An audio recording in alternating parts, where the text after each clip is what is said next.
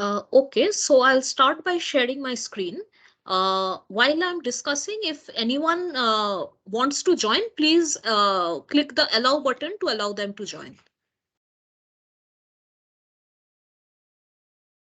Um, can you see my screen?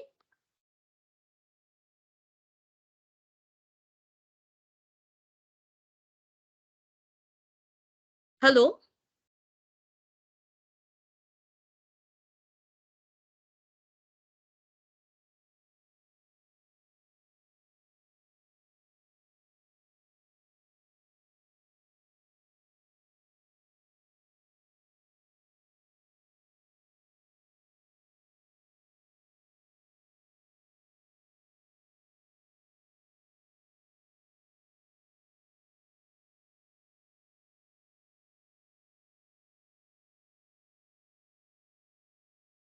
Is my screen visible?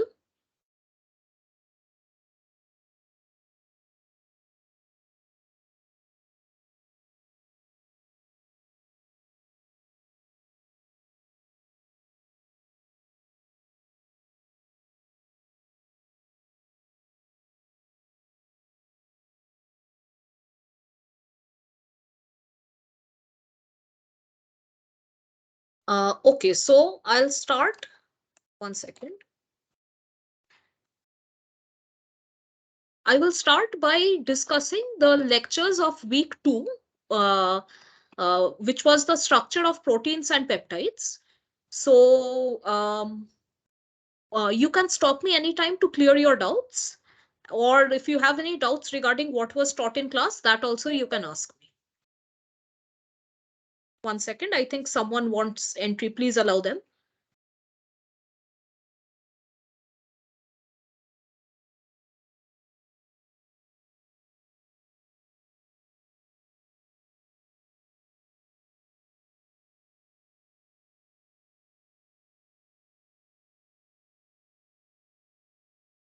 Okay, so I'll start the second live session of structural biology. So amino acids are the building blocks of proteins. As you know, that myoglobin was the first protein structure to be determined at high resolution by Kendrew. So this was the original model that they had built. And this is called a ribbon representation from the protein data bank, where the alpha helices are shown as ribbons. Now, if you want to see all the atoms, you can switch on the ball and stick representation, where the oxygen atoms are shown by red, the nitrogen by the blue balls, and the carbon by the gray colored balls.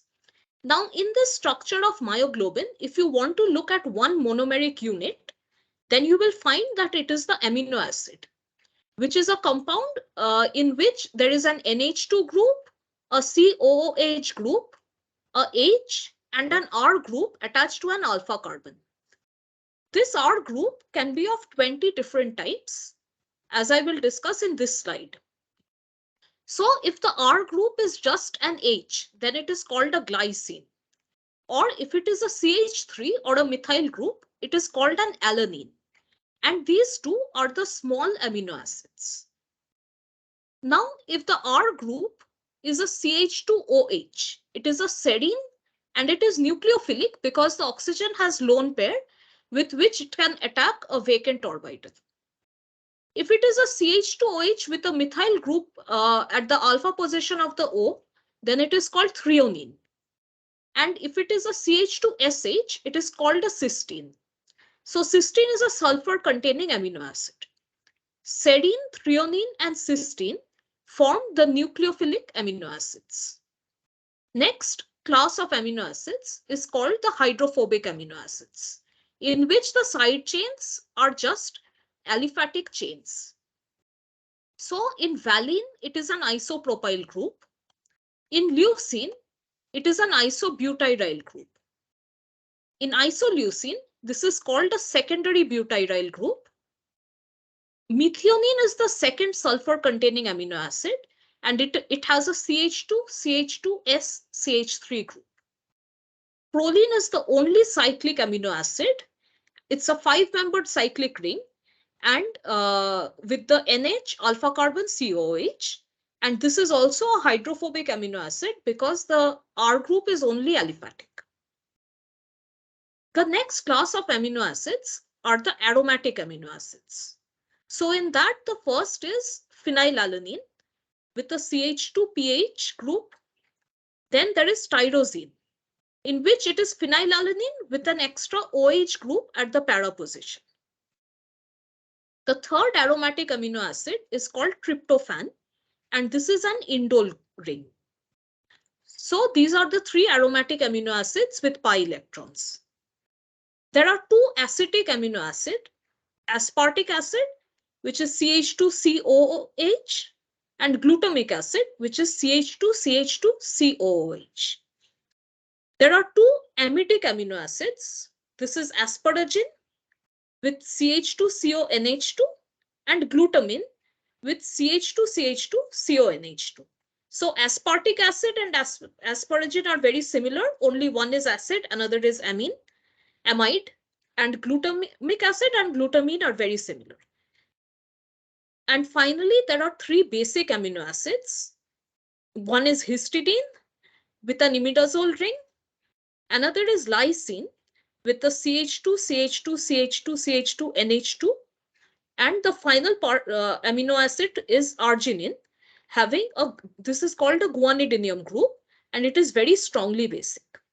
So these are the 20 naturally occurring amino acids, and you have to remember their structure, their 3-letter code and the 1-letter code. So moving on, as Sir had discussed, 4 elements make up over 98% of all biological matter. These are carbon, which constitutes 18%, oxygen, which constitutes 65%, hydrogen, which constitutes 10%, and nitrogen, which constitutes 3%. So life is composed of these 4 light atoms, and they are the most abundant on Earth. And also because the size of these atoms are small, there is very strong bonding between them. Now, if we look at carbon, in the ground state, it has an electronic configuration of 1s2, 2s2, 2p2. So in the 1s orbital, there are 2 electrons which are paired. In the 2s orbital, again, there are 2 electrons which are paired. And there are 2 unpaired electrons in 2p orbitals. In the excited state, one of the electrons in the 2s orbital gets unpaired and is promoted to the higher energy 2p orbital. So now there are 4 unpaired electrons. Now, if a hybridization is done, instead of 1s and 3p, you have 4 equal energetic sp3 hybrid orbitals. And when these combine with 4 hydrogen orbitals shown by these red arrows, it is called an sp3s overlap. So the sp3 orbital of the carbon overlaps with the s orbital of hydrogen to form the methane molecule. These 4 sp3 orbitals are oriented at around 109.5 degrees to each other in a tetrahedral form. And this tetrahedral form has rigid steric strain, which makes the carbon appropriate for being the basic building unit of protein. And as you saw in the previous slide, this alpha carbon is tetrahedral in all the amino acids. Next, we will talk about the electronegativity. So electronegativity is the tendency of an atom in a molecule to attract a shared pair of electrons towards itself. So if an atom in a functional group has notable difference in electronegativity, then this functional group will be highly polar and highly active. So these are nonpolar molecules, which is ethane, oxygen, chlorine, nitrogen. So here, both the atoms have the same electronegativity, and so the electrons are equally shared between them. But if we have bonds in which the atoms have different electronegativities, like ammonia, which is N is more electronegative than hydrogen, then the shared pair of electrons in the NH bond will be pulled more towards the nitrogen. This will cause a charge separation, and a dipole or polarity moment will be there. So if we look again, if we compare this non-polar bond, the electrons are shared equally and they spend equal time near each nucleus. But if we look at a polar bond like HCl, chloride is more electronegative, so it will pull the electrons more towards itself and have a delta minus, meaning a small negative charge, while hydrogen will have a small positive charge. So if we compare the electronegativities of the four most abundant elements, we can see that oxygen has the highest electronegativity of 3.5, nitrogen has an electronegativity of 3.0, carbon's electronegativity is 2.5, and hydrogen has an electronegativity of 2.1. Because of the electronegativity difference of oxygen and hydrogen, in the water molecule, the electrons are pulled more towards oxygen, and so the oxygen has a partial negative charge called delta minus, while the two hydrogens have small positive delta plus charge. Because of this charge separation, there is hydrogen bonding in water. From the delta plus to delta minus hydrogen bonding between H and O, and this is stabilizing the water molecule. If we look at the other hydrides, like ammonia is a gas, then HF, that is also a gas. But water is a liquid because 4 hydrogen bonds are there in each molecule, and this stabilizes the system so much that it becomes a liquid from a gas. A very unique property of water is that ice floats on water. So ice is less dense than water. And the reason for this is that if you look at ice, it forms cage-like hydrogen bonds. And so there is a lot of empty spaces between the molecules. And because of this empty spaces, the density of ice is very low. And so it can float on water. On the other hand, upon melting, the density increases because this cage-like structures break on heating and the number of hydrogen bonds reduce. So the molecules can now come closer to each other since this cage-like structure is not there, and the density increases when it goes from ice to water. This is called anomalous expansion of water.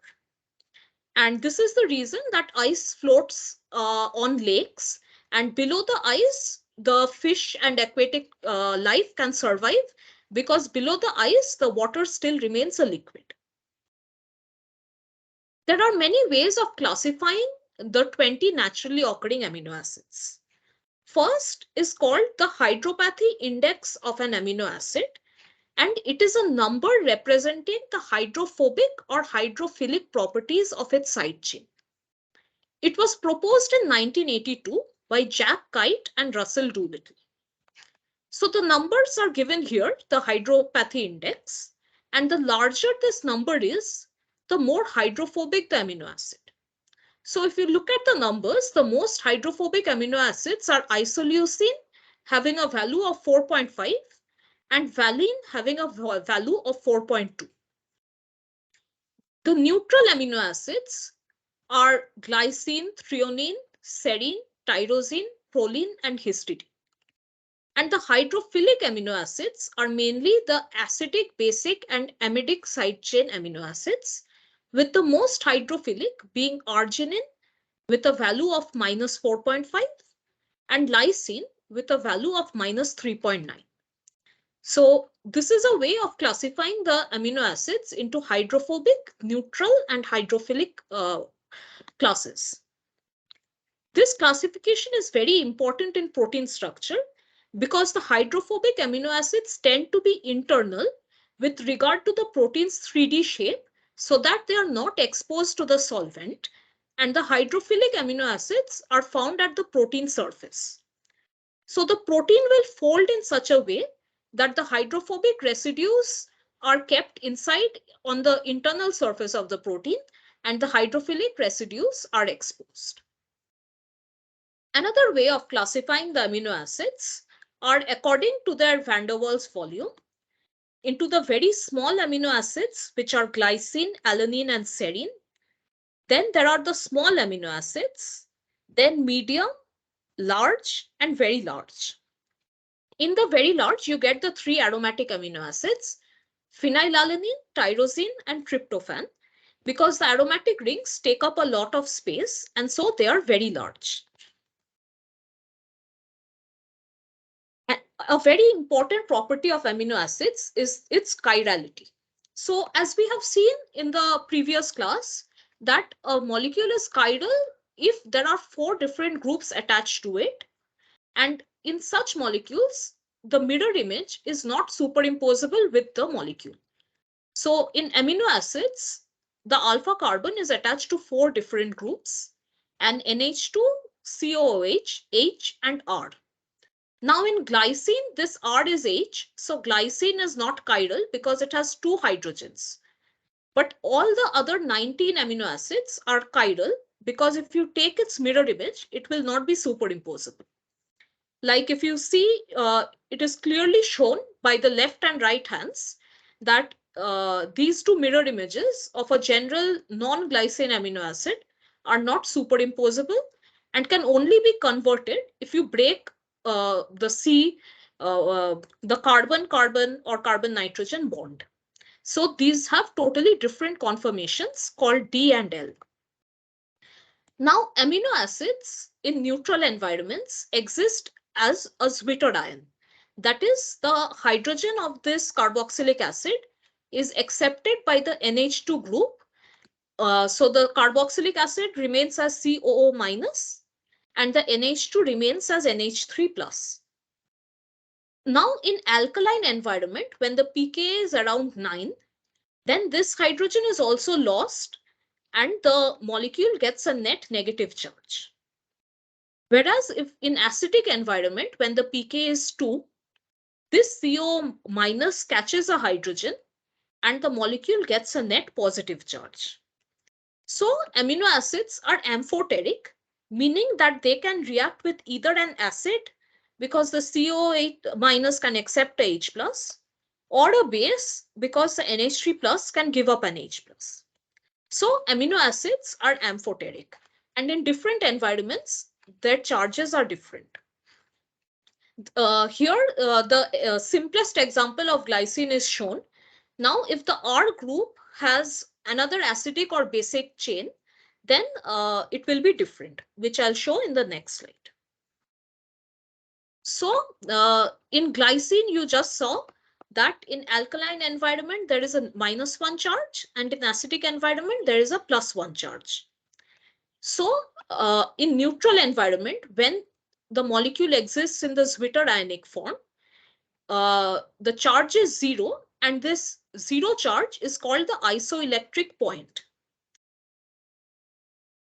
Now, if you want to find the PI, or the pH at which the amino acid exists largely in neutral zwitterionic form, then you have to find the average of the 2 pKa on either side of it.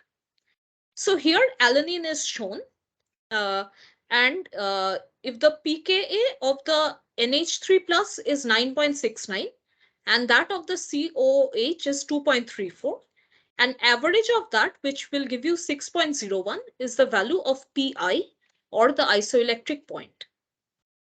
Now this was a neutral side chain.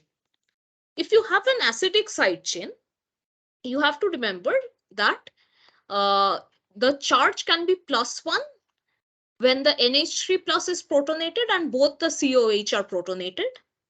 The charge can be 0 when one of the COH loses H plus. So there is one positive and one negative charge which cancels out to give the 0 charge.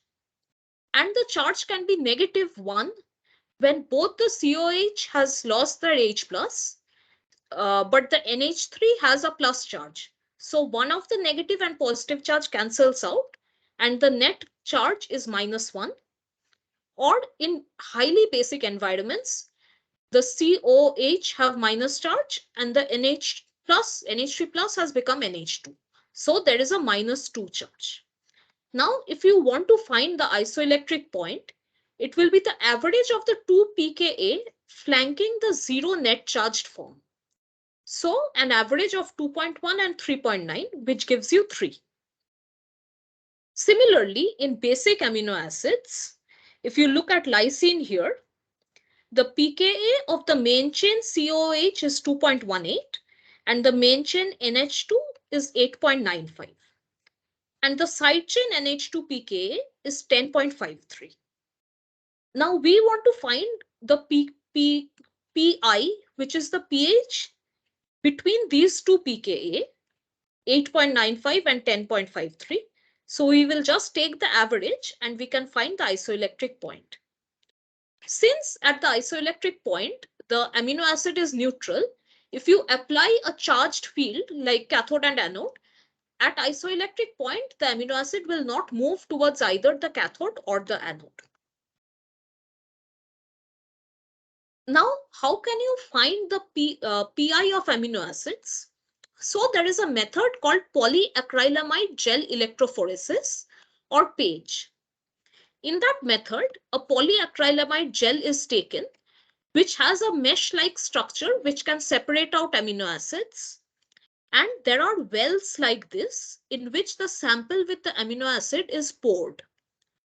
And then an electric field is applied with a minus charged electrode and a plus charged electrode.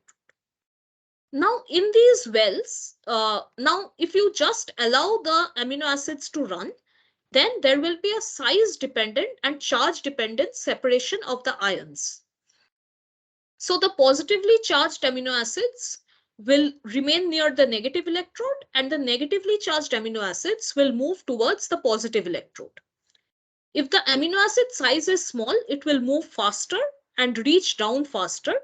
And if the amino acid size is big, like say arginine, then it will not move fast and it will remain towards the top part of the gel. Now we can add another dimension to this and we can add a buffer solution to these wells. Now in this buffer solution, if the pH is equal to Pi, then the amino acid will become a zwitterion and it will be neutral. So in presence of this electric field between the minus and the plus charged electrodes, the zwitterion will not move since it's uncharged. And that is a way by which we can find the Pi of an amino acid. So we can just take buffers of different pH and we'll put the same amino acid in all the wells. So there will be one well in which the buffer pH will match the Pi. And in that well, the amino acid will exist as a zwitterion and it will not move. So like that, we can find the isoelectric point of that particular amino acid. Now, this is a way of separating proteins of different molecular weights. So as you know, in a folded protein, there can be many different stabilizing interactions like opposite charges, plus minus, or disulfide bonds.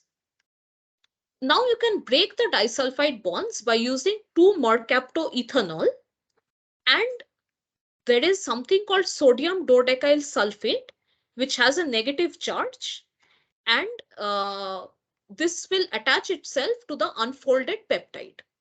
So you have the unfolded peptide because the disulfide bonds have been broken. So the peptide has lost its conformation and it is unfolded into a random coil. And the number of sodium dodecyl sulfate that will attach to the peptide is directly proportional to its length. So if you have a long peptide, more number of sodium dodecyl sulfate will attach to it. And in a short peptide, small number of sodium dodecyl sulfate will attach to it. So the short peptides will have lower molecular weight as well as lower charge, while the large peptides will have high weight and high charge. So if you run this through the mesh, as you can see, this is a mesh here, a polyacrylamide gel mesh. The high molecular weight will remain above because it will move slowly, while the low molecular weight peptides will move fast and it will go below.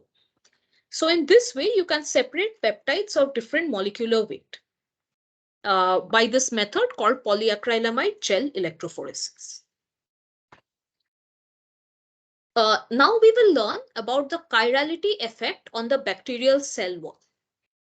So peptidoglycan or murine is a polymer consisting of sugars and amino acids that forms a mesh-like layer outside the plasma membrane of most bacteria forming the cell wall. There are two kinds of alternating sugars. One is this N-acetyl glucosamine, which is this 6-membered ring with 4 OH groups and 1 NHCOCH3. And another sugar is the N-acetyl muramic acid, which has 3 OH groups, 1 NCOCH3, and one of the OH groups, it has been extended to have a CH2CH3COH group. This is called the N-acetyl muramic acid. So these are attached by beta-1,4 glycosidic bonds, and the cross links are done by L-alanine, D-glutamic acid, L-lysine, and D-alanine. So between the layers of these sugars, there are 4 amino acids, and one chain of sugars is connected to another chain by a pentaglycine cross-link. So this is the structure of peptidoglycan. Now, penicillin is an antibiotic, and it kills bacteria by specifically inhibiting the transpeptidase that catalyzes the final step in this cell wall biosynthesis, which is the cross-linking of this peptidoglycan. So how does penicillin work? So it was hypothesized that penicillin is a structural analog of the acyl D-alanine terminus of the pentapeptide side chains of nascent peptidoglycan. So these alanine, as you can see, are close together, and penicillin has very similar structure to this D-ala molecule. And because of this, and this is a beta-lactam, which is highly reactive, and due to this structure of penicillin, it acylates the active site of the cell wall transpeptidase. And so this pentaglycine link cannot form. And in presence of penicillin, the bacterial cell wall breaks down. And once the cell wall is broken, the antibiotic can easily go inside the bacterial cell and destroy it. So that is how the penicillin works as an antibiotic. Now that we have learned about amino acids, we will go into learning about the peptide bond. So two amino acids come together and there is a dehydration reaction, meaning a molecule of water is lost to form a peptide bond, which is a C double bond O NH bond. Now in these bonds, there is a resonance. So this nitrogen lone pair is donated and this oxygen double bond breaks to give a minus and plus charge. And this peptide bond gets a partial double bond character. So this resonance in the peptide bonds is less reactive compared to esters. And because of this double bond character, the peptide bond is quite rigid and almost planar. Additionally, in the trans conformation, which you can see here, so if this is the peptide bond CONH, if the C alpha and C alpha are at 180 degrees to each other, this is the trans peptide bond. And in this trans conformation, there is a huge dipole moment. So this is positively charged and this is negatively charged. So from positive to negative, there is a large dipole moment in the trans isomer. In the cis isomer, if you look at it, the C alpha and C alpha are on the same side. So we call this the cis isomer. And this is sterically unfavorable because the R groups attached to the C alpha are involved in a steric clash. So this isomer is not very favored. And also the dipole moment is much reduced because the plus and minus charge are closer to each other. So because of this partial double bond character, and because in trans there is no steric repulsion, but in cis there is a steric hindrance, the rotation about the peptide bond is restricted. Around 88 kilojoule per mole energy is required to rotate the peptide bond. And so it is considered rigid because in presence of this energy, it cannot freely rotate at room temperatures. So like in ethane, there is a single bond and it can freely rotate and take up eclipsed or staggered conformations. The peptide bond is much more rigid and it needs high temperature or UV light or extra energy from outside for it to rotate. There is a certain hierarchy in protein structure. So the sequence of amino acids is called the primary structure. So you have an N-terminal amino acid and a C-terminal amino acids. And then this is just the sequence. So that is called the primary structure. Now the primary structure can fold and form a secondary structure. We will learn about the different kinds of secondary structure eventually. The most common types are the helix and the sheet. So the helices are local secondary structures and they form around 35% of all the secondary structural elements, while the beta sheet are non-local secondary structures and they also form around 35%. Different helices can be connected by a loop which is called a turn. Even beta sheets are connected by turns, and turns form around 30% of the secondary structural elements. The alpha helix is called a local secondary structure because it is stabilized by hydrogen bond between nearby residues, while the beta sheet is stabilized by hydrogen bonds between adjacent segments that may not be nearby.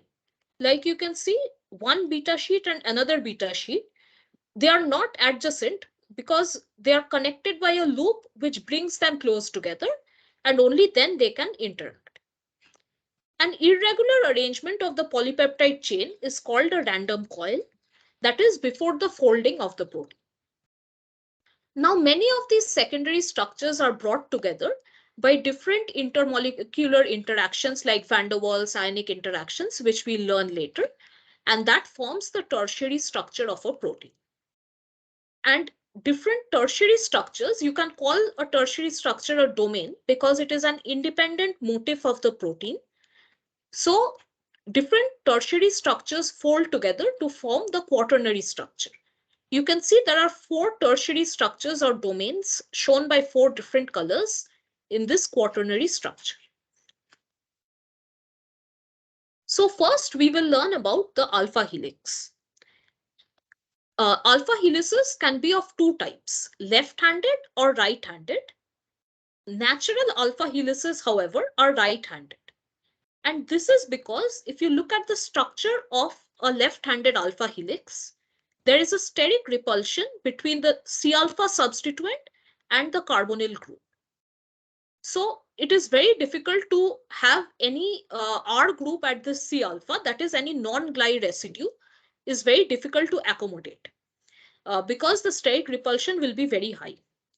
So left-handed alpha helices are always very short because in long residues, there is too much steric repulsion.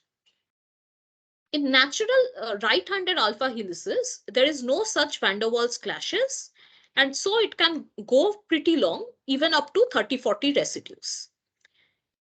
If you look closely, there is a hydrogen bond between the amide NH and the carbonyl CO, which is the I+4 and ith residue. So it is called an I+4 to I hydrogen bond. And this hydrogen bond forms a 13-member ring. And the distance between this nitrogen and oxygen is around 2.5 to 2.7 angstrom. Now, this is one turn of an alpha helix, which has been shown here. And in this turn, it was found there are 3.6 residues.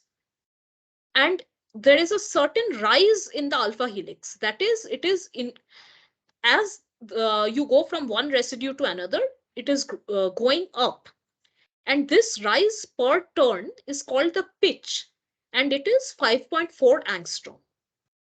And if you divide this 5.4 by the number of residues per turn, which is 3.6, you will get 1.5 angstrom, which is the raise per residue. Now, in the alpha helix, the arrangement of the CONH peptide bonds, which have individual dipole moments because of this resonance. So the H has a partial positive charge and the O has a partial negative charge. Now these dipoles are oriented, so positive end of one is oriented near negative end of another. And like that, there is a macro dipole which goes from the N terminal to the C terminal of the amino acid. And this macro dipole is around minus 0.5 to minus 0.7 dBi units. And this exists because all the hydrogen bonds in the alpha helix are oriented in the same direction, giving the helix a net dipole moment. Now, if you look at the helix from the top, you can see what appears like a wheel, and this is called a wheel depiction of the helix, in which there is a 100-degree turn per residue. So this is called a helix wheel diagram, and you can draw it using a compass starting from the first residue. You can take the compass and make a 100-degree angle around the circle and place the second residue, another 100-degree third residue, another 100-degree fourth residue like this. This is called a helix wheel depiction of the alpha helix. Now you can design a helix in such a way that one side of the helix has only hydrophobic residues, which are shown in yellow here, which are all leucine. As you know, leucine is a hydrophobic residue. And another part of the helix can have charged residues, shown by this green part. So these are made up of arginine, which is a basic residue and is charged. In this particular example, there is also another phase, which is an aromatic hydrophobic phase having tryptophan. So you can see in one helix, you can have three phases: an aliphatic hydrophobic phase, the yellow one, an aromatic hydrophobic phase, the blue one, and a charged phase shown by green. So you can design the helix in such a way that only this charged phase will interact with the solvent and will be solvent exposed, while the other yellow and blue phases will be buried in the protein. So then alpha helix can show an amphipathy, that is, it can be both hydrophilic and hydrophobic, and this is influenced by the nature of the side chains. There are two other helices which are not very commonly found in nature, and these are called the 310 helix and the pi helix. So like in the alpha helix, you had seen hydrogen bonds between the I plus fourth and ith residues. In the 310 helix, the hydrogen bond is between I plus third and I residue. And in the pi helix, it is between I plus 5 to I residue. So the 310 helix is narrower and the pi helix is much wider, and there is a hollow cavity in the pi helix. So pi helix can often be used to transport hydrophobic substances into the cell. Since it has a hydrophobic cavity, some hydrophobic antibiotic or molecule can be stored in the cavity and made to pass into the cell through it. So in the pi helix, there are 4.4 residues per turn. And since it is more than the number of residues per turn in an alpha helix, the pi helix is broader and it has a cavity. While in the 310 helix, there are 3 residues per turn, and so it is narrower than the alpha helix. Next, we will look at the different associations of alpha helices. So one of the associations is coiled coil, in which multiple alpha helices are associated together. This is called a tertiary structure. And so the helices do not have to run in the same direction for this type of interaction to occur, but the parallel conformation is more common. The antiparallel conformation is rare in trimers and unknown in pentamers, but is more common in intramolecular dimers, where the two helices are often connected by short loops. So if you look at the 3 helices here, then you can see that the residues A, D in each of the helices are interacting. So these are hydrophobic interactions, like leucine and isoleucine hydrophobic interaction, leucine and leucine another hydrophobic interaction. So they are associated with each other through hydrophobic interactions, forming a coiled-coiled tertiary structure.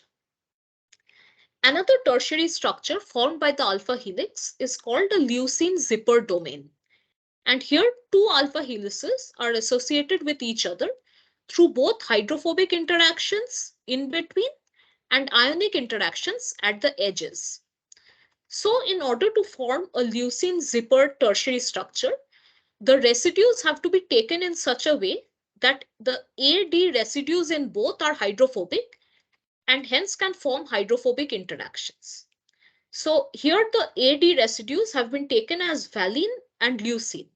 And since these are hydrophobic residues, they can form hydrophobic interactions between them. And also the EG residues need to be oppositely charged. Like if we take one as lysine, the other must be aspartic acid, that is basic and acidic, to form ionic interactions. So in this case, the E residue is a glutamic acid and G residue is lysine. So they can form ionic interactions between them because the glutamic acid is negatively charged and the lysine is positively charged. So in this way, in the leucine zipper tertiary structure, two helices are held together by hydrophobic interactions as well as ionic interactions. We next come to the second major secondary structure known as the beta sheet. So in an antiparallel beta sheet, one sheet goes from C terminal to N terminal, N terminal to C terminal, this side shown by this arrow. And the other sheet runs from N terminal to C terminal in the other direction. And that is why it is called an antiparallel beta sheet. In this antiparallel sheet, there are interchain interactions with one sheet to the other. And these are hydrogen bonding interactions. So NH of one to the CO of the other, and again NH to CO. And these hydrogen bonding interactions form two types of cyclic structures. One 10-membered ring. So if you start counting from this oxygen, 1, 2, 3, 4, 5, 6, 7, 8, 9, 10. One 10-membered ring and one 14-membered ring.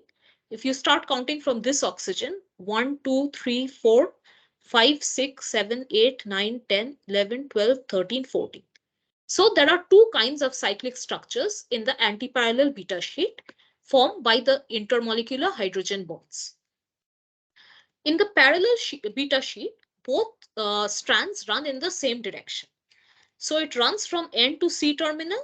Again, this also runs from N to C terminal, shown by the arrows. These also have interstrand hydrogen bonds, and they form only one kind of cyclic structure, the 12-membered ring. If you start counting from this oxygen, 1, 2, 3, 4, 5, 6, 7, 8, 9, 10, 11, 12. So it has only 12-membered ring. This is the side view of the antiparallel and the parallel beta sheets. So in the antiparallel beta sheet, the distance of one R group to the next R group is 0.7 nanometer, while the parallel beta sheet is more compact and it is 0.65 nanometer. We next go to beta turns. Now beta turn is a non-repetitive secondary structure. This basically means that in beta sheet, if you see this 10-membered ring and 14-membered ring keeps repeating as you go through the beta sheet. Again, in alpha helix, if you look at this is one turn of the helix and it keeps repeating. But beta turns are non-repetitive secondary structures. In beta turns, they are basically used for changing the direction. Like if the peptide strand is going, this is a beta sheet, it is going in one direction. If you connect a beta turn, the direction will be changed. The definition of a beta turn is the C alpha of the ith residue and the C alpha of the I plus third residue must be less than equal to 7 angstrom from each other. So beta turns occur frequently wherever strands in beta sheet change direction. This 180-degree turn is accomplished over 4 amino acids: I plus 1, I plus 2, I plus 3, 4 amino acids. The turn is stabilized by a hydrogen bond from a carbonyl oxygen to amide proton, 3 residues down the sequence. So the ith carbonyl CO and the I plus third NH. Proline in position 2 or glycine in position 3 are common in beta turns. There are many different kinds of beta turns, and it is important to remember the different kinds. So 1 and 1 dash are very similar. Only this CO-NH peptide bond is reversed. So in 1, the CO is outside, NH is inside. And in 1 dash or 1 prime, the CO is inside, NH is outside. And similarly, for 2, 2 dash and 6A, 6B. So beta turn is the non-repetitive secondary structure. Now, proline, we'll talk a bit about proline cis-trans isomerism. So in normal amino acid sequence in which no proline exists, the trans form is very much preferred over the cis form. This is because, as we discussed, in the cis form, there is a steric repulsion between one C alpha and the next C alpha. But in the trans form, the two C alphas are 180 degrees away from each other, and so there is no steric repulsion. Because of this, the trans form is very much energetically favored over the cis form. So the difference is greater than 4 kilocalorie per moles, and trans is more energetically stable. And also in the cis form, there is an entropy loss, but in trans form, it's entropically also more favorable. In the XA pro dipeptides, there is steric repulsion in both the cis form and the trans form. So in the cis, it is again between one C alpha and the next C alpha. But in trans form, it is between C alpha and C delta of this pro. This is called C delta because you start numbering from C alpha, beta, gamma, delta. So even the trans form has a steric repulsion. And because of this, the energy difference between cis and trans in XA pro dipeptides is much reduced. It is only 0.5 to 2.5 kilocalorie per mole. So because of this reduced energy difference between cis and trans, the percentage of cis proline is much more than in non-proline dipeptides. So most of the peptide bonds not involving proline are in the trans configuration, greater than 99.95%. But for the proline, about 6% are found in cis configuration, and most of the 6% is involved in the beta turns. We'll talk about protein tertiary structure in just 1 minute.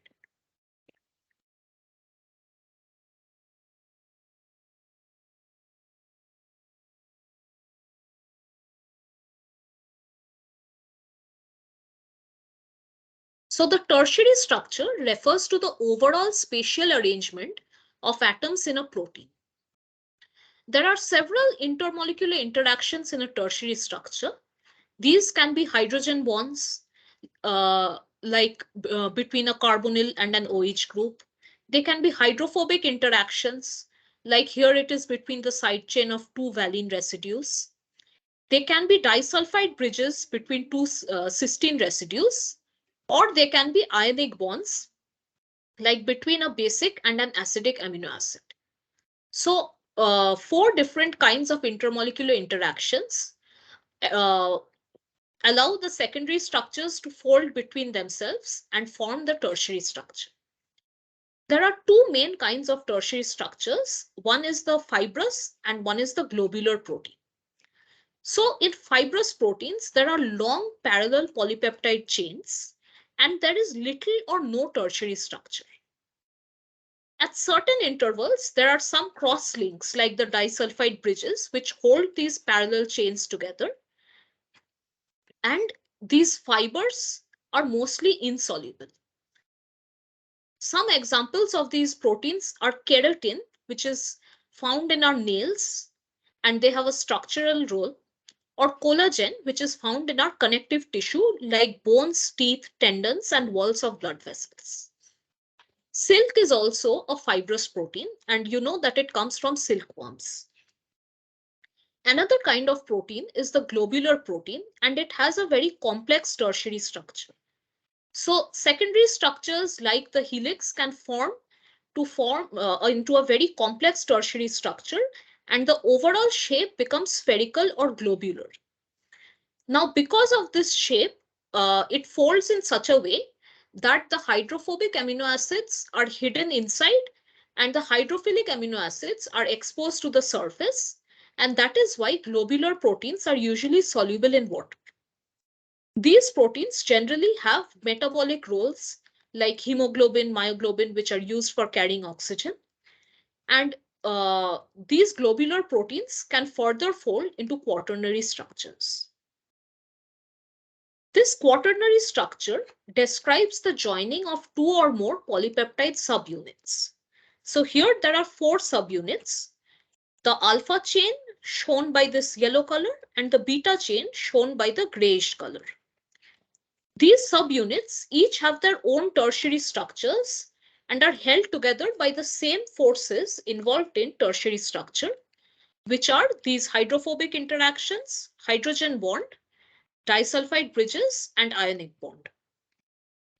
For example, hemoglobin is a globular protein that consists of 4 subunits of 2 different types, and each subunit can work independently because each subunit has a heme group for oxygen binding.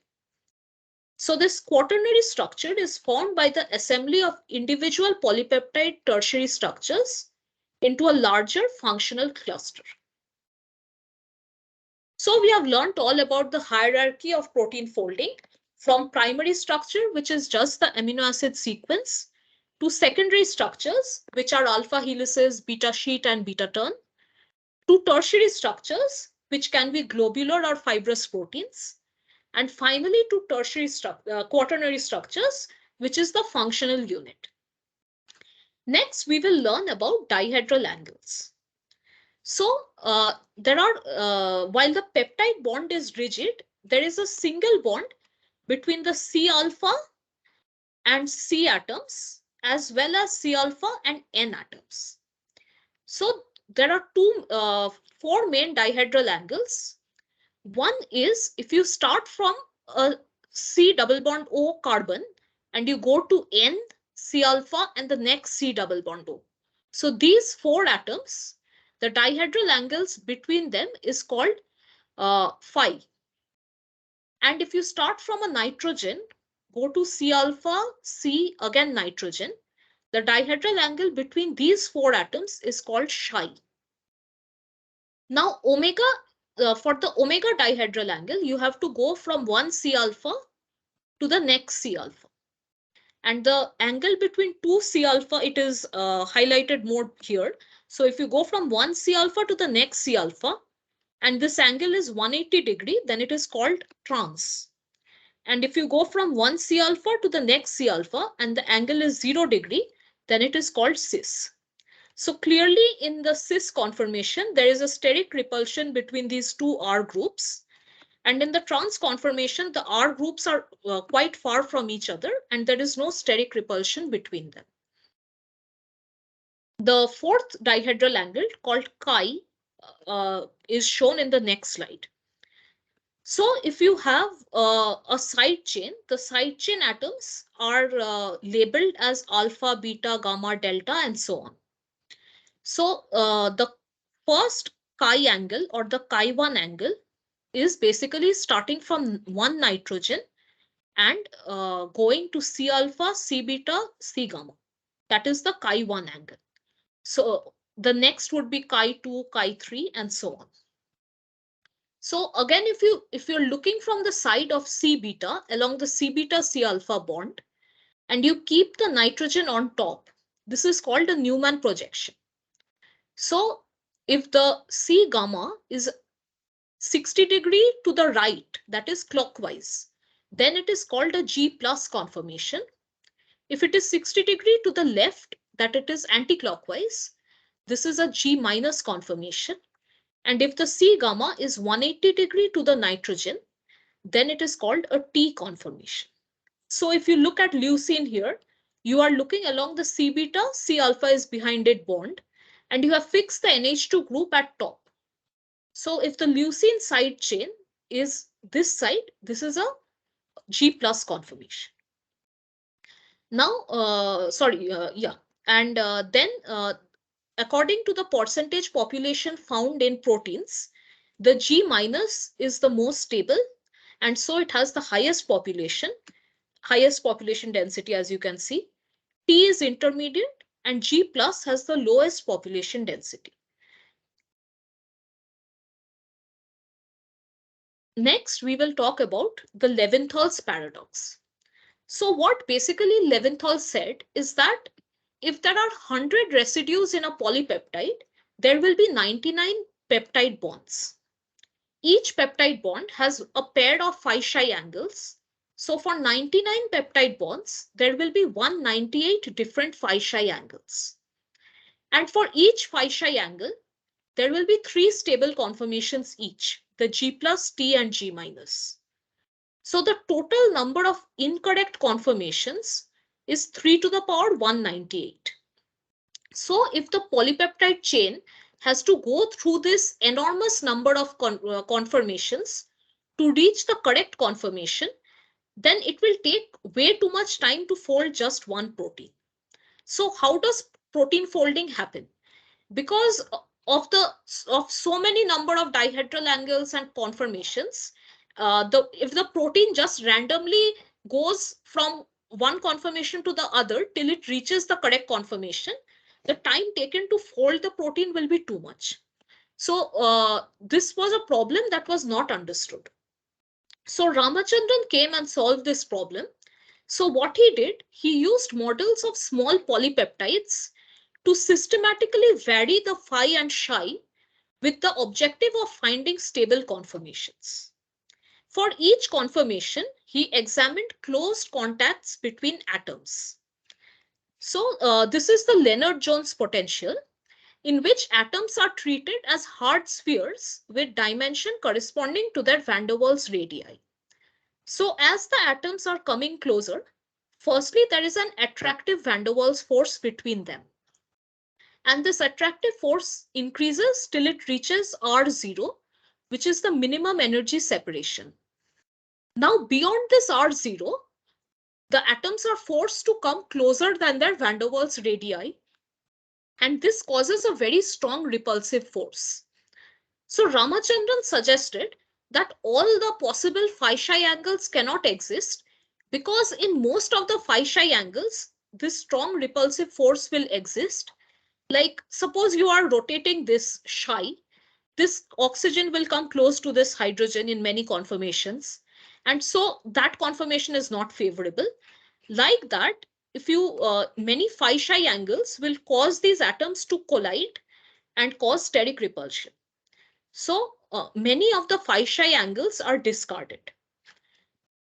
So if you look at the Ramachandran plot, these white areas are the not allowed or disallowed phi-psi angles in which there is too much steric repulsion between the atoms. The red areas are the completely allowed phi-psi angles, which are highly favored. And this area is the beta sheet. This is the right-handed alpha helix. And this is the left-handed alpha helix. The yellow region are areas which are not that stable, but it is still allowed. And these are called the border spaces. So some combinations of torsion angles, which are shown by these red and yellow areas, are much more likely than others. And the angles which are sterically allowed fall in these areas. This is the general Ramachandran plot for an amino acid, but there are two exceptions. One is glycine, in which the R group is hydrogen. And so glycine has a much greater allowed area because since the R group is hydrogen, the steric repulsion is much lower. So the disallowed area is also much smaller. Another thing to note is because glycine has two hydrogens at the C alpha, there is a certain symmetry in the Ramachandran plot. So the right side is a mirror image of the left side. The second exception is proline. So proline is the only cyclic amino acid, and so its phi value is somewhat fixed by its side chain. So the side chain of proline is fused to its backbone, and because of this, its phi value is only allowed in very small areas. So proline has a very much restricted van der Waals Ramachandran plot. Uh, because of its cyclic nature, free rotation is restricted in proline. Now, Ramachandran plot can also be related to energies. So if you look at this peptide, which is a glycine, glutamine, again glycine and alanine, this can exist as a type 2 or a type 2 prime beta turn. And it has shown the beta turn bending from the glutamine to the glycine. The stable states are shown by the blue patches, and the unstable state is shown by the red colors. The lowest energy state can represent the reference structural content, motif, or domains in proteins, based on which 3D structure of other proteins could be validated. So in Ramachandran plot, you basically the y-axis is psi and the x-axis is phi, but you can add another axis by varying the colors to represent the energy. There is another kind of Ramachandran plot called the dynamic Ramachandran plot. So this is a polypeptide which is going from a polyproline 2 helical structure to an alpha helical structure, and it is passing through several intermediates. So you can show each of these intermediates by points in the Ramachandran plot, and by arrows you can show how the polypeptide is folding to its native state. So the dynamic Ramachandran plot refers the conformational change in the protein structural contents in respect with modification in the dihedral angle values. So from a dynamic Ramachandran plot, you can find the protein folding pathway. The most common use for the Ramachandran plot is for model validation. So suppose you have a protein for which the tertiary structure is not well known. So from the Ramachandran, so for that protein, the suppose from modeling studies and de novo modeling, a structure has been proposed. So how do you know if this structure is valid? From the proposed structure, the Ramachandran map is drawn by finding the phi psi angles. And in this proposed structure, 286 protein residues are plotted within the preferred regions, which is 94.08% of the total protein content. So this is a very high percentage, and it represents that maximum residues are able to form the compact secondary and tertiary structure and are within the allowed regions of the Ramachandran map. So since this proposed structure has 94.08% in the preferred regions of Ramachandran map, it shows that this protein structure is highly valid.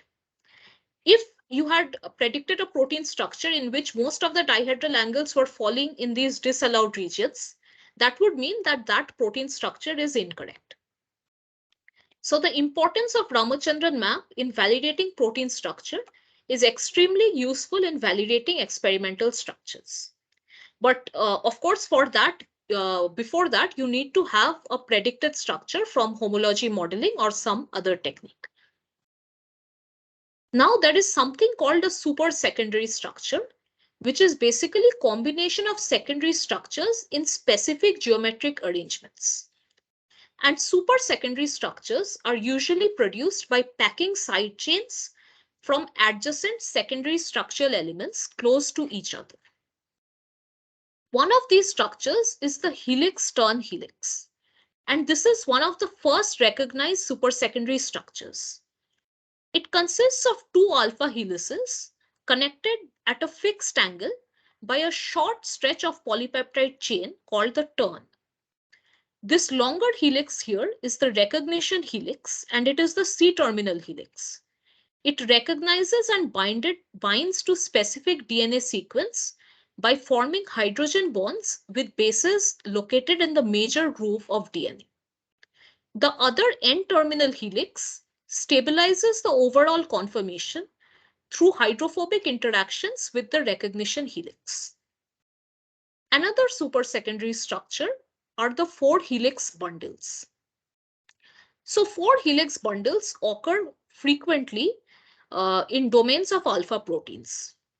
The arrangement of helices is such that the adjacent helices in the amino acid sequence are also adjacent in the 3-dimensional structure. And some side chains from all the 4 helices are buried in the middle of the bundle where they form a hydrophobic core. So the amino acid sequence is chosen in such a way that in this region, all the hydrophobic residues are concentrated to form the hydrophobic core, which is stabilized by hydrophobic interactions. And in this region, shown by red, the hydrophilic residues are concentrated, which are stabilized because they are exposed to solvent. So this is called a 4-helix bundle. There are several other kinds of supersecondary structures. One is a beta meander. So it is a very simple supersecondary structure composed of 2 or more consecutive antiparallel beta strands linked by hairpin loops. This motif is common in beta sheet and can be found in several structural architectures. Another is the Greek key motif, which consists of 4 adjacent antiparallel strands. So these are 4 adjacent beta strands and they are antiparallel to each other. And there are loops linking them. So these 3 strands are connected by short loops, and the 4th is connected to the third by a longer loop. This type, and then so you have this structure, and the upper part is folded over the lower part to form the Greek key motif. Another is the Rossmann fold. So it is a structural motif found in proteins that binds nucleotides and cofactors such as FAD+, NAD+, and NADP+. This fold is composed of alternating beta strands and alpha helical segments where the beta strands are hydrogen bonded to each other. So beta strand, alpha helix, like this, alternating. And this is a frequently occurring motif in nucleotide binding proteins and cofactors. Some other supersecondary structures. This is the alpha beta barrel.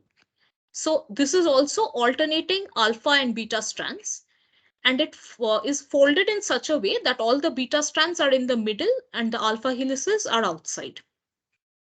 This is the most common tertiary fold observed in high resolution protein crystal structures, and 10% of all known enzymes have this fold. This is the beta hairpin, which is the simplest motif involving 2 beta strands. They are adjacent in primary sequence. As you can see, they have to be very close to each other, and they connect 2 antiparallel beta strands. This is a special case of beta turn in which the direction of the protein backbone reverses and it flanks secondary structural elements. And another example is the beta corner. In this, what happens is that antiparallel beta strands forming a beta hairpin can accommodate a 90-degree change in direction known as a beta corner. So this is a 90-degree change in direction. The strand on the inside of the bend often has a glycine at this position. As you can see, this residue is a glycine, and the other strand can have a beta bulge. So beta bulge is basically a residue in the right-handed alpha helical conformation, which breaks the hydrogen pattern of the beta sheet. So as you can see, there are regular hydrogen bonding as in a beta sheet. Then suddenly, due to this residue, the hydrogen bonding breaks. And because of this break in the hydrogen bonding, this 90-degree turn can occur, and it is called a beta corner. And finally, there is the alpha-alpha corner, which is a short loop region connecting helices which are roughly perpendicular to each other. And the C terminal of the first helix is commonly observed to be glycine. This is because it is, if any other residue is accommodated here other than glycine, there will be a lot of steric hindrance. So we have gone through several different kinds of tertiary structures and supersecondary structures. But now we will learn more about the intermolecular forces stabilizing these structures. So the covalent bond, which basically holds atom together to form the molecule, has an energy of around 90 kilocalorie per mole. The other bonds fall under weak forces, and there is ionic bond, which is around 3 kilocalorie per mole, hydrogen bond, which is 1 kilocalorie per mole, hydrophobic bond having the same energy, and van der Waals forces having 0.1 kilocalorie per mole. These weak interactions can constantly form and break during protein folding. If you compare these bond strengths to some of the biological processes like ATP hydrolysis or glucose oxidation, you can get an idea of the importance of these bonds in the proteins. Another bond which is not shown in these lists but is very important in the tertiary structure of proteins is the disulfide bond. So in this, basically two cysteine groups come together and they get oxidized. So they are losing these two hydrogens to form a disulfide bond. And these bonds increase the thermal stability of the protein. So for this purpose, we can introduce disulfide bonds. Suppose we are engineering a protein and we want it to be stable. So in appropriate regions of the protein, we can introduce disulfide bonds. And for that, we have to mutate two residues with cysteine, but we have to be careful that mutating the residues with cysteine is not affecting the geometry of the protein. So disulfide bonds can be exploited during protein engineering to provide additional thermodynamic stability. Now we will learn about each of the different kinds of interactions. First is ionic interactions, and they fall under Coulomb's law. So basically, it is the force between two oppositely charged ions which is attractive, or similar charged ions which is repulsive, and it is K Q1 Q2 by R squared, where F is this electrostatic force, K is a constant, Q1 Q2 are these two charges, and R is the distance between them. These charge-charge interactions are chemically significant only up to 15 angstrom in proteins. A special kind of these charge-charge interactions is called a salt bridge, which is an interaction between an acidic side chain like glutamic acid and a basic side chain like lysine. So a salt bridge is actually a combination of two non-covalent interactions, hydrogen bonding and electrostatic interactions. And these interactions help to maintain the structural integrity of the protein and holds the protein's backbone rigidity at high temperatures. So proteins with more salt bridges are more stable at high temperatures. Now there are certain geometries of the salt bridge. So if you look at these dots here, this is the centroid of the side chain of aspartate and the centroid of the side chain of arginine. Now the distance between the centroids in the oppositely charged residues should be less than 4 to 5 angstrom of each other. And the distance between the amide nitrogen and the carbonyl carbon, which is the hydrogen bond distance, should be less than 4.5 angstrom. It is only when this geometry is fulfilled that we can say that a salt bridge is existing between the acidic and basic residues and is stabilizing the protein. Another interaction is van der Waals interaction or dispersive forces. So basically, if we take two atoms, which are neutral because the positive charge in the nucleus is cancelled out by the electron cloud. So now when the two atoms come near each other, instantaneous transient dipoles can develop in one atom. So the electron cloud is not always uniformly distributed, but for an instant, it can be more distributed on, say, this side. So this side of the atom will have a negative charge, and this side will have a partial positive charge. Due to this negative charge, it will induce a positive charge in another atom, and there will be a momentary attractive force between these. This is called an induced dipole interaction. And these are weak interactions which caused by momentary change in electron density. They are the only attractive forces present in nonpolar compounds. 1 second, I think someone is trying to.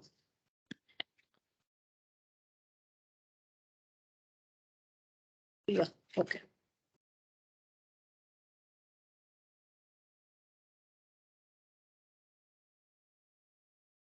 Yes, so as I was saying, that these are weak interactions caused by these transient dipoles, and this is called a van der Waals or dispersive interaction. Now, larger the surface area, larger will be the van der Waals interaction. And they can be end-to-end as well as side-to-side. The van der Waals, we talked about the Lennard-Jones potential before while talking about the Ramachandran map. So the van der Waals interaction follows the Lennard-Jones potential curve. That is, there is a distance of minimum energy at which the energy is minimum. If you move away from that, then the energy decreases, as well as if you move closer to that, the energy increases. So this van der Waals interaction decreases according to r to the power 6. That is, it is inversely proportional to r to the power 6. 0 is the sum of van der Waals radii for two atoms. Then van der Waals forces are attractive when r is greater than r0, and it is repulsive when r is less than r0, that is in this position. We will next talk about hydrophobic interactions. So hydrophobic effect is the observed tendency of nonpolar substances to aggregate in an aqueous solution and exclude water molecules. So suppose you have hydrophobic groups here and water molecules between them. What will happen is that all the water molecules will get removed and join the bulk water, and the two hydrophobic groups will associate with each other through hydrophobic interactions.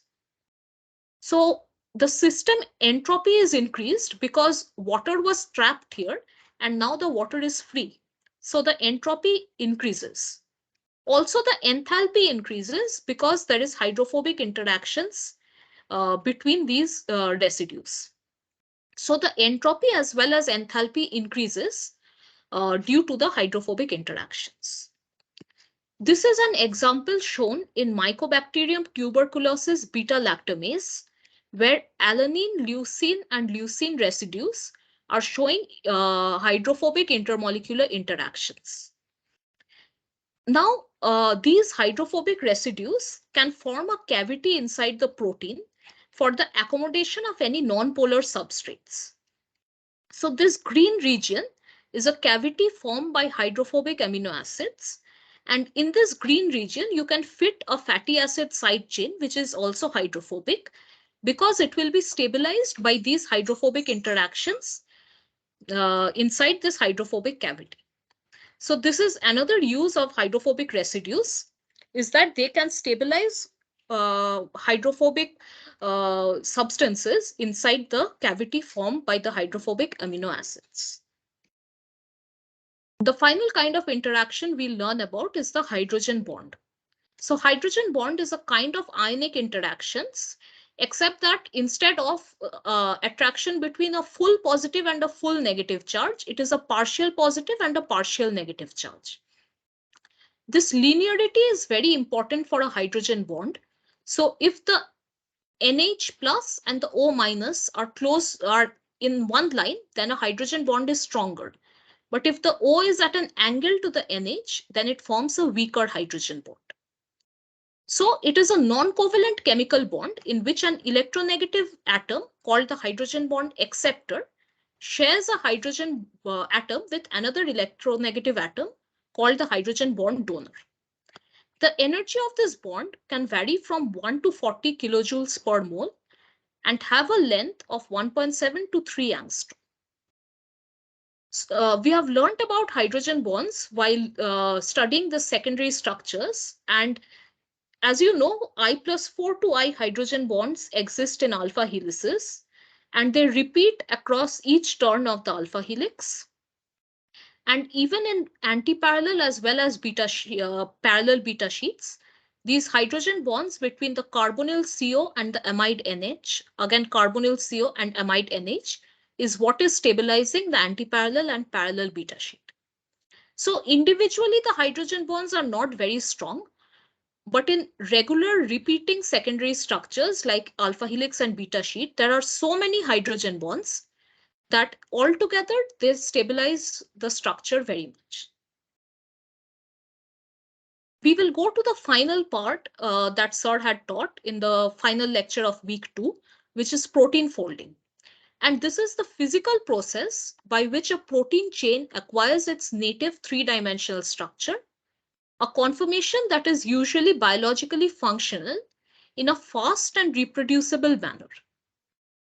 So initially the protein is unfolded and it goes through various intermediate states before it reaches the folded native state. The folding of the protein is thermodynamically favored, so the net delta G must be negative. The folding process involves going from a multitude of random coil conformations to a single folded structure. Now, while the protein is folding, there is a decrease in the randomness. So initially, the random coil can have any structure, but the folded protein has a single structure. So clearly, the entropy is decreasing during folding. And this is called a loss in conformational entropy. However, the enthalpy is increasing. That is, while formation of the protein, there are several intermolecular interactions like we had studied ionic, hydrogen bonding, hydrophobic, van der Waals, that is compensating for this entropy loss. So if there is entropy loss, the delta S is positive, which makes, if there's entropy loss, delta S is negative, which makes the delta G positive and unfavorable. So to compensate for that, the enthalpy is decreasing or becoming negative, which pushes the net delta G to become negative.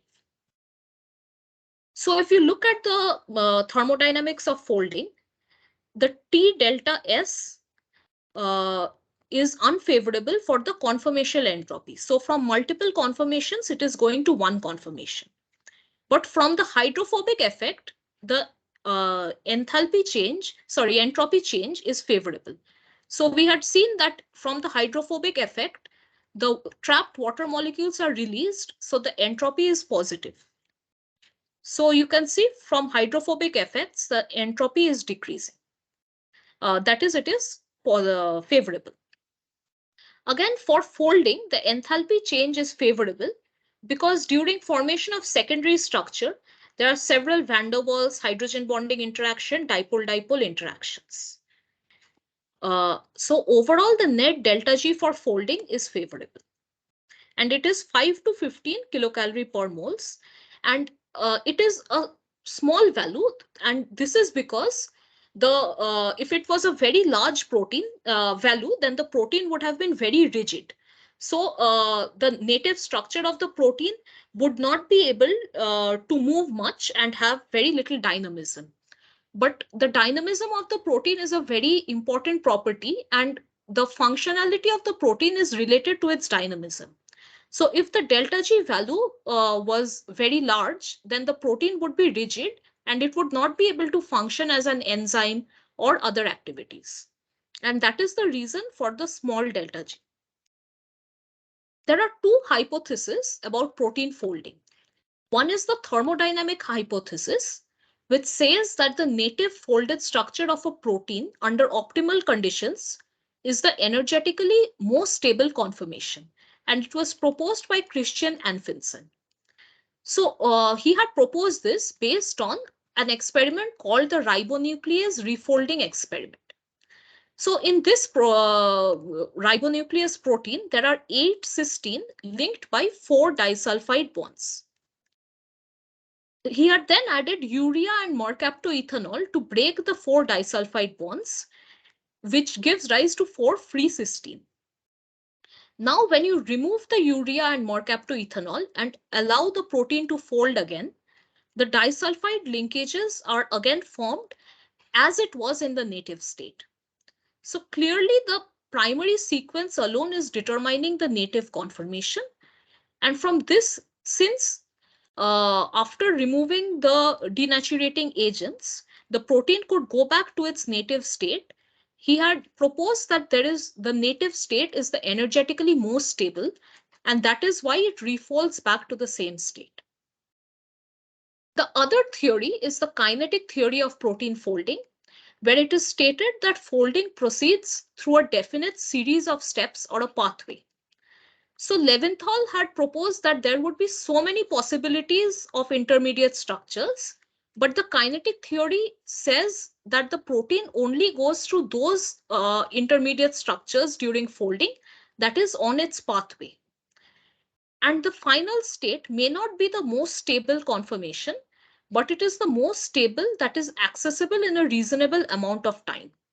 So as you can see from this folding pathway, this is the native state, but that does not mean that this is the most thermodynamically stable. There may be other states which are more thermodynamically stable, but it will take way too long to reach this state. And that is why kinetically, this is the most favored state, and thus it is the native state. There are 3 main models for protein folding. One is the framework model, in which basically there is the unfolded protein, and then the secondary structures form, like the beta sheet, the alpha helix. From the secondary structures, it goes to a compact state by forming different hydrophobic and van der Waals interactions. And finally, it goes to the native state. So the framework model says that the secondary structures form first. The hydrophobic collapse model is kind of the opposite. This hypothesizes that the protein collapses around its hydrophobic side chains. That is, the hydrophobic interactions form first, and then the protein rearranges from the restricted conformational space occupied by the intermediate and forms the tertiary structure. So basically, the hydrophobic collapse, this is the unfolded protein. It collapses into a molten globule state by hydrophobic collapse, and then it rearranges to form the secondary and tertiary structures. The final model for protein folding is known as the nucleation model, and this states that some neighboring residues form a native secondary structure that acts as a nucleus. So say a single turn of the alpha helix or a single strand of the beta sheet, which is the nucleus, and from there the native structure propagates in a stepwise manner. So from one turn of the alpha helix, the other turns are induced, and eventually from the nucleus, there is propagation to form the native state.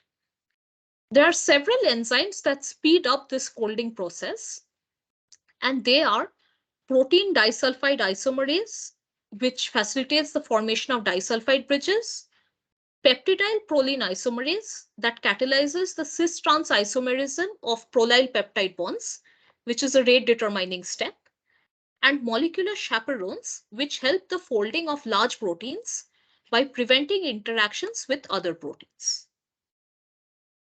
So what is the molecular basis for the observation that proteins of thermophiles are more stable than their homologues in mesophiles? Now, mesophiles are basically proteins which in high temperatures get denatured. That means they get unfolded at high temperatures. But thermophiles are proteins which are stable even at high temperatures. It is proposed that in thermophilic proteins, there are several intermolecular interactions like disulfide bonds, hydrophobic ionic interactions that gives it an enhanced rigidity. And due to this rigidity, the molecule does not fluctuate and gains an increased thermal stability. It was also proposed that if you look at the folding pathway, the thermophilic protein has many possible accessible microstates. And so when the temperature increases, it can occupy any of these states.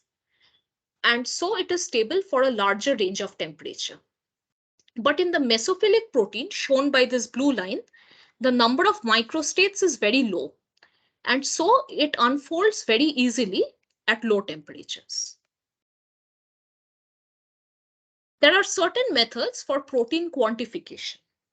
One of these is the biuret test, in which a peptide is taken and the biuret reagent is added containing sodium hydroxide, hydrated copper 2 sulfate, and potassium sodium tartrate. So in presence of copper 2 plus, the peptide bond forms a peptide copper complex, which is a deep purple in color. So in presence of peptide and biuret reagent, you can observe a deep purple color, and the protein concentration is directly proportional to the intensity of this color, which absorbs at 540 nanomolar. So from the color intensity, you can find out the protein concentration. Another is the Folin-Ciocaldo or Lowry assay, which is very similar to the biuret test, except you use this Folin-Ciocaldo reagent. This also has a copper 2 plus ion, and reduction of this reagent under alkaline conditions also results in an intense blue color that absorbs at 750 nanomolar. And in the second step, the tyrosine, tryptophan, and cysteine of proteins reduce the molybdenum acid and phosphotungstic acid of this reagent and give a blue color. And again, this intensity of the blue color is proportional to the protein concentration, and you can find the protein concentration in this way. The third method is also very similar, and it is called the bisinconinic acid. So here as well, after reduction of the copper 2 plus ion, two molecules of the BCA chelates with the copper 2 plus ion, giving an intense purple color that absorbs at 560 nanomolar. So the basic concept is the same, is basically the peptide complexes with the copper, or the peptide reduces the copper as in case of BCA, and you get a color change, and from the intensity of color, you find out the protein concentration. The other method for finding the protein concentration is called a Bradford assay. So in this, you take 200 microliter of the reagent, add 800 microliter of the reagent, and 2 microliter of the protein. So with increased protein concentration, the color goes from brownish red, which absorbs at 465 nanometer, to a blue color, which absorbs at 595 nanometer under acidic conditions. So from this brownish color to the bluish color is the increased protein concentration. And this happens in case of aromatic and basic residues, as you can see here. So the dye is called a Kumasi Brilliant Blue G250 dye. The structure is shown here, and it binds to aromatic or basic residues of the protein to form this blue color. If you plot the absorbance versus the protein concentration, you can again see a roughly linear correlation. And from this absorbance value, you can extrapolate to find the protein concentration. Now, there is a method to purify proteins called ultracentrifugation. And what this method involves is that a sucrose solution is taken and a density gradient is prepared. So it can have different concentrations of sucrose. So say from bottom, top to bottom, 5%, 10%, 15% sucrose gradient. Then you add the protein at the top. It is less dense than sucrose, and so it will float. And then you allow it to rotate in an ultracentrifuge. The protein will separate out into different layers based on its sedimenting ability. So the sedimentation coefficient is determined by the size and shape of the solutes.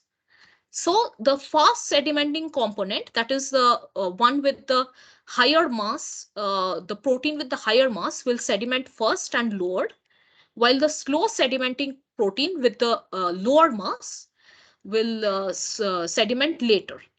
So the heavier proteins are sedimented below and the lighter above.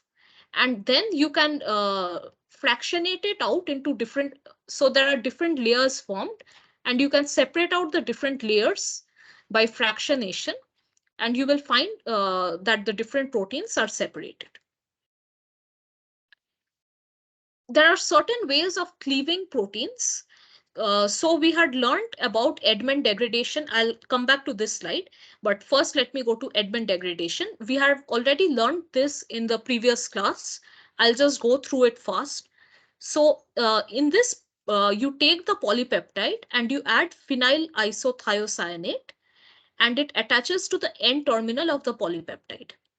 Then at low pH, the N terminal cleaves, so the rest of the polypeptide is released, but the N terminal is cleaved as an anilino-thiazolinone derivative, which converts to a phenyl thiohydantoin derivative, and then you do mass spectrometry. So from mass spectrometry, you can figure out what amino acid is there at the N terminal. So you know the N terminal amino acid, and you have the rest of the sequence. You again carry out Edman degradation to find the second amino acid, again Edman degradation to find the third amino acid, and like that you can find out the entire sequence of amino acids. And you can also do mass spectrometry by cleaving the peptide at different points and finding the mass for the different sizes of the peptides. So mass spectrometry will give you different peaks. And from the difference in mass of the peaks, you can find out the mass of each amino acid. So these were the two methods of protein sequencing, or which is the practical process of determining the amino acid sequence of all or part of the protein or peptide that we had learned in the previous class. There are two more methods of cleaving the peptide that I will talk about. One is using cyanogen bromine cleavage at methionine residues. So this is a methionine side chain with a CH2, SCH3. You hydrolyze this using water and cyanogen bromide. So cyanogen bromide takes away the SCH3, and the water adds on to the methionine at one side, and to the rest of the peptide is released. So from the methionine, the water adds here and it forms a 5-membered ring called the homoserine lactone. And the rest of the peptide breaks up. So this can be used to find the position of the methionine. So you will have two fragments, one including the methionine and one without it. And then you can carry out mass spectrometry as discussed to further cleave the different fragments and get the different masses. And you can find out the position of methionine. There is another method of locating disulfide bonds. So what you can do here is that in the disulfide bonds, you can either oxidize using formic acid, and it will form cystic acid, which is this disulfide bond will cleave and it will get S double bond O minus. Or you can reduce it by dithiothriotol or DTT to get SH, or you're getting the cysteine back. And then you can acetylate it by iodoacetate and get acetylated cysteine residues. So again, you have two residues, one including like the rest of the peptide cysteine, again cysteine rest of the peptide. And by mass spectrometry as discussed, you can find out that what are the sequence of these two residues. And like that, you can find out the position of the disulfide bond. So now I will talk about certain sample questions. So the first question is, which amino acid is not chiral? And there are 4 options. I will give you some time to try it. You can tell me the answer, or I'll discuss it after 30 seconds.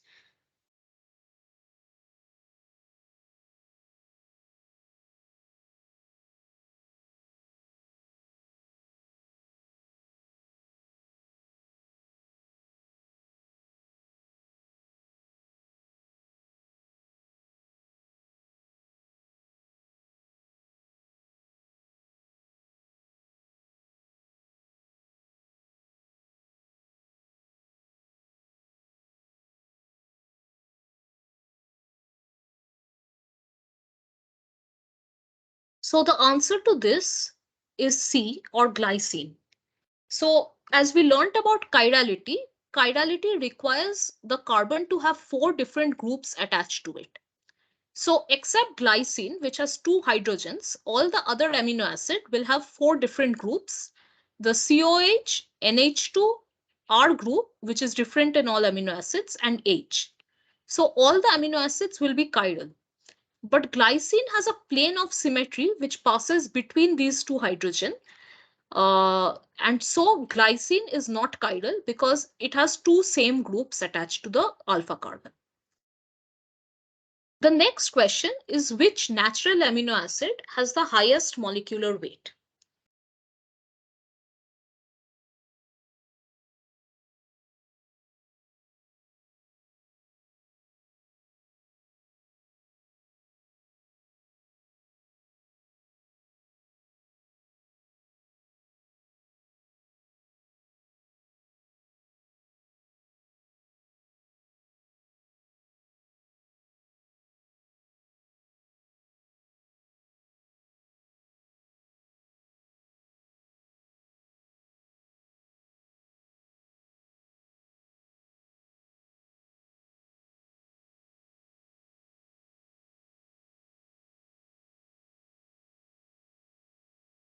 So the answer to this is tryptophan. And so if you look at the different molecular weights, you can see tryptophan has the highest and glycine has the lowest. Now, it is important to remember the 3-letter and 1-letter code of the amino acid, because in any paper or article that you see, they generally use the 3-letter or 1-letter codes. So please remember that. I'll go to the third question, which is, what is the primary structure of the protein?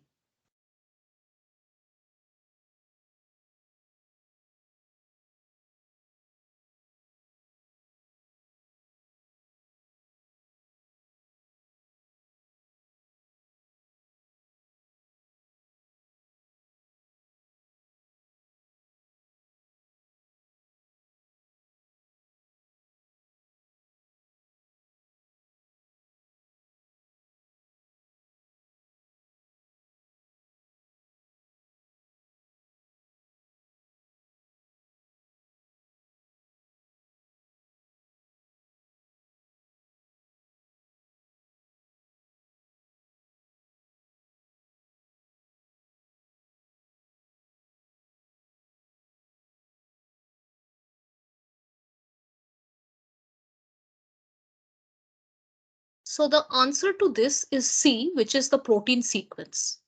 So to recap, if we look at the hierarchy of protein structures, the primary structure is there, which is basically the amino acid sequence, and it has an N terminal and a C terminal, and it is just the sequence of the different amino acids. Then is the secondary structure, where this primary sequence folds into alpha helix or beta sheet. Then the alpha helix or beta sheet folds into the tertiary structure, which is stabilized by disulfide bonds, van der Waals interactions, hydrogen bonds, etc. And different tertiary structures come together to form the quaternary structure. So the primary structure of the protein is just the protein sequence.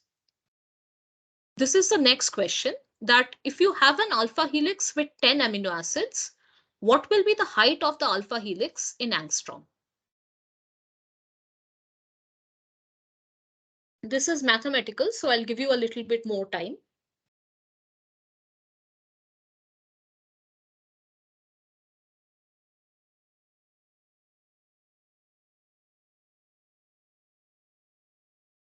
Just 1 second.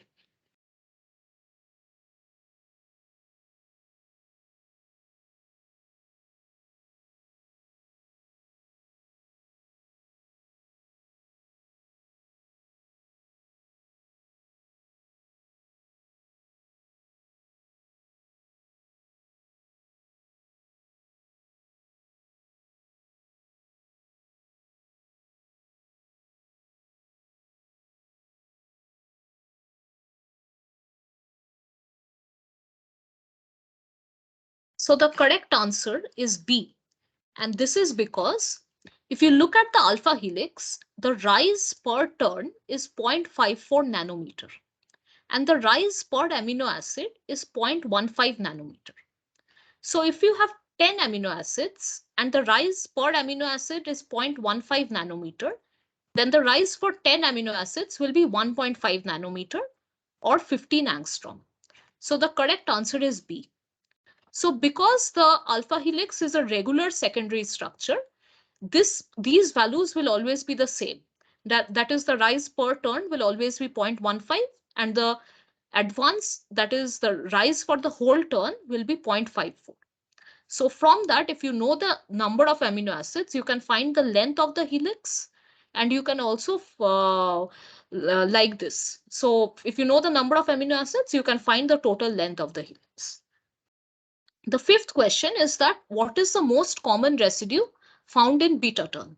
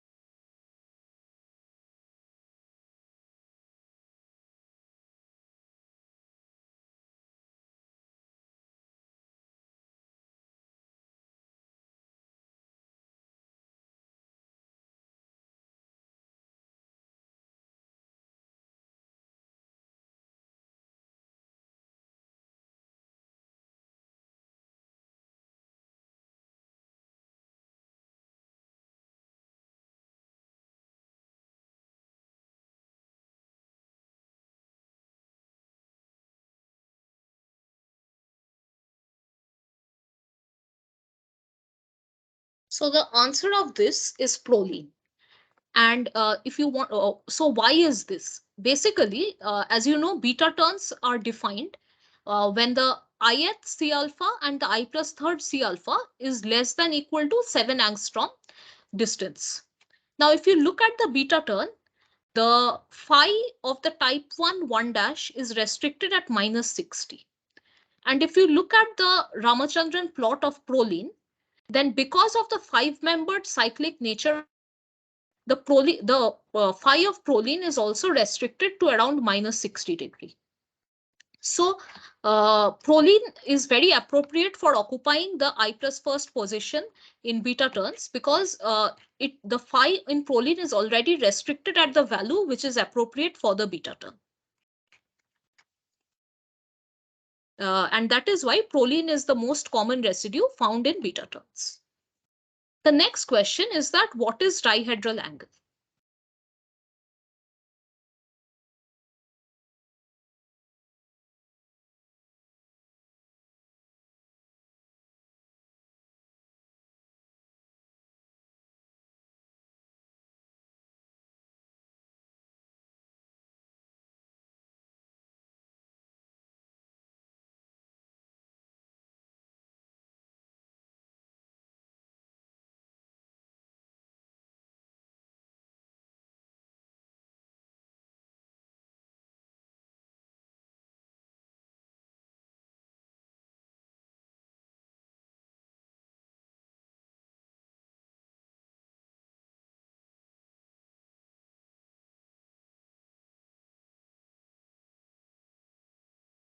So the answer is B, that is, it is the angle between two intersecting planes. So as you know, dihedral angle is the angle between four atoms.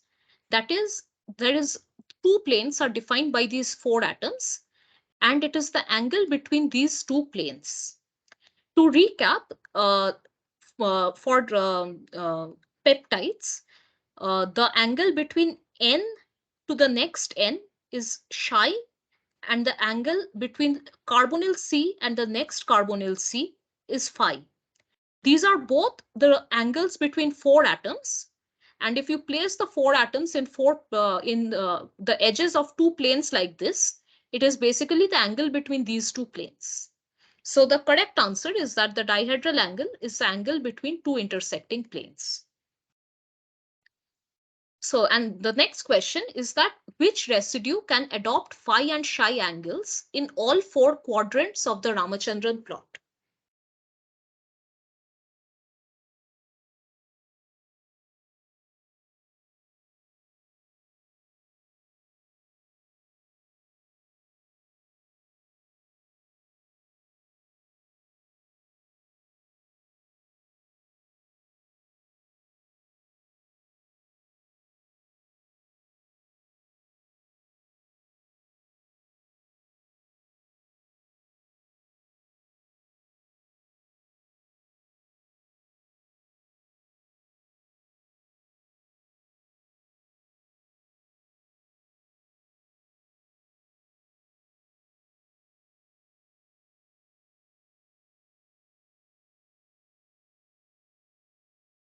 The answer for this is glycine. To recap, this is the Ramachandran plot of glycine. Because glycine has two hydrogens at C alpha, the disallowed regions are much lesser. And because glycine also has a plane of symmetry passing between the two hydrogens, uh, the this side and this side of the Ramachandran plot are mirror images of one another. So if you look at the four quadrants, 1, 2, 3, and 4, glycine can occupy all four quadrants of the Ramachandran plot. The next question is that which residue is involved in the probable disulfide bond?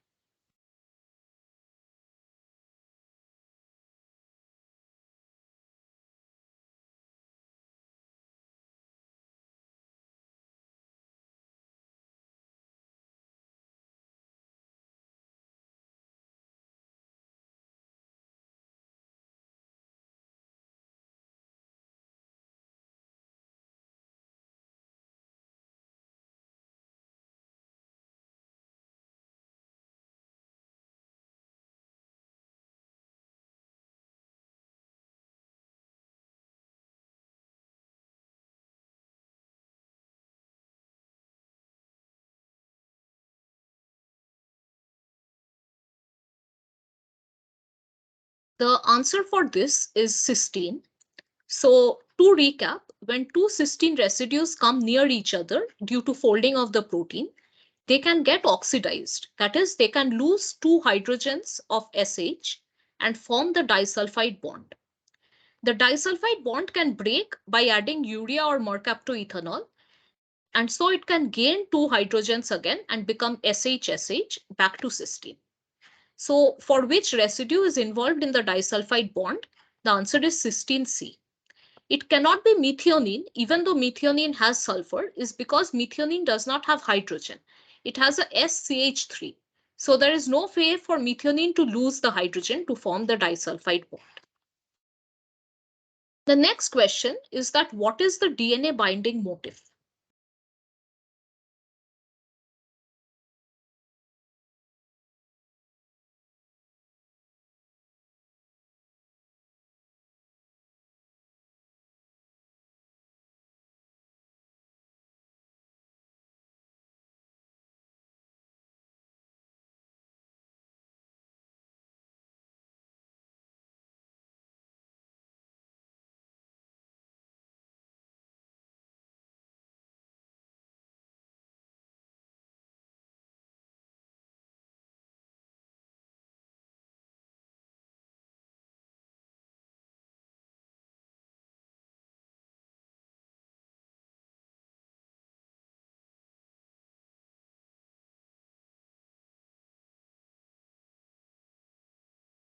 So the answer of this is B, which is helix loop helix.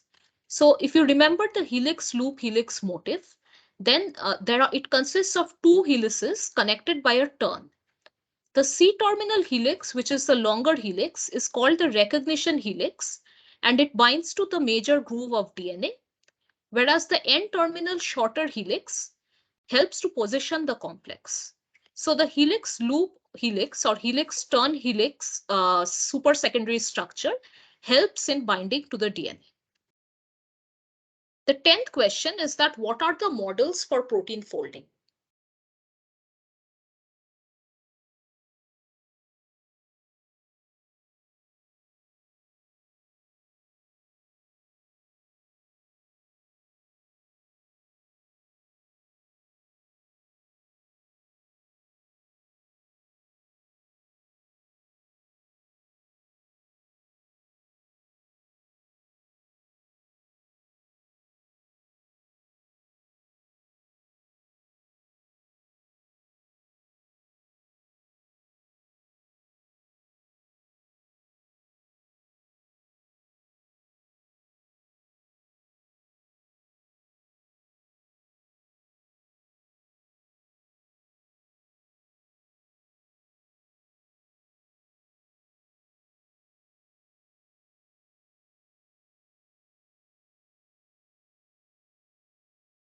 So the answer for this is D, which is all of the above. So there are three models for protein folding, which I will summarize here. First is the framework model, in which from the unfolded protein, the secondary structures form like beta sheet or alpha helix. Then there are hydrophobic interactions or van der Waals interactions, which brings the other unfolded parts closer together to form the native protein. The second is the hydrophobic collapse, which is kind of the opposite of the framework model, in that it says that first a molten globule is formed by the hydrophobic interactions. That is, the hydrophobic residues come close to form a hydrophobic collapsed model. And after this, the conformational space is considerably reduced, and the secondary structures like alpha helices and beta sheets form to form the native state. The nucleation mechanism is related to the framework mechanism, but it is slightly different because it says that a small nucleation center is formed, which can be an initial strand of a beta sheet or a single turn of the alpha helix. And the formation of this nucleus is the rate determining step. After that, the rest of the protein quickly propagates from the nucleation center, and it is called the growth phase to form the native structure. So there are three models for protein folding: the hydrophobic collapse, the framework model, and the nucleation model. This is the 11th question, and it talks about what does electrostatic surface potential represent. One of the students from the previous class had asked me to discuss this, and so I'll discuss it in this class.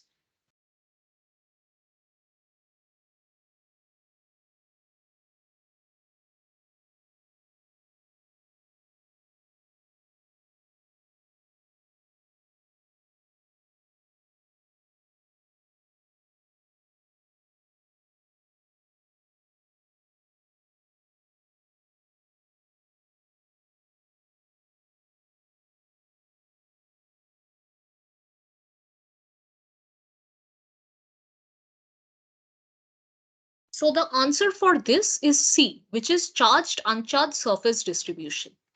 So basically, an electrostatic potential map shows the density of electrons within a molecule on a surface that encompasses the molecule.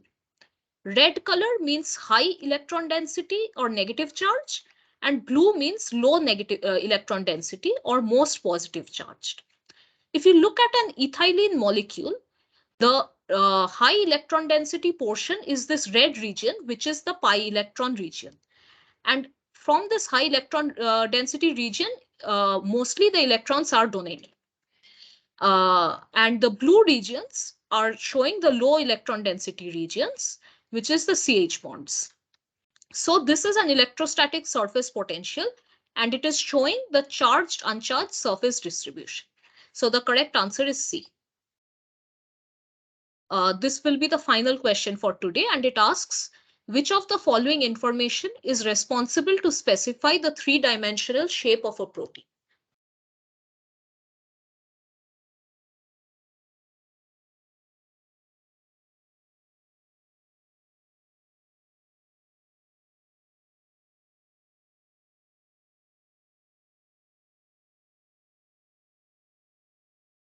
So the correct answer is B, which is the non-covalent interaction between amino acids.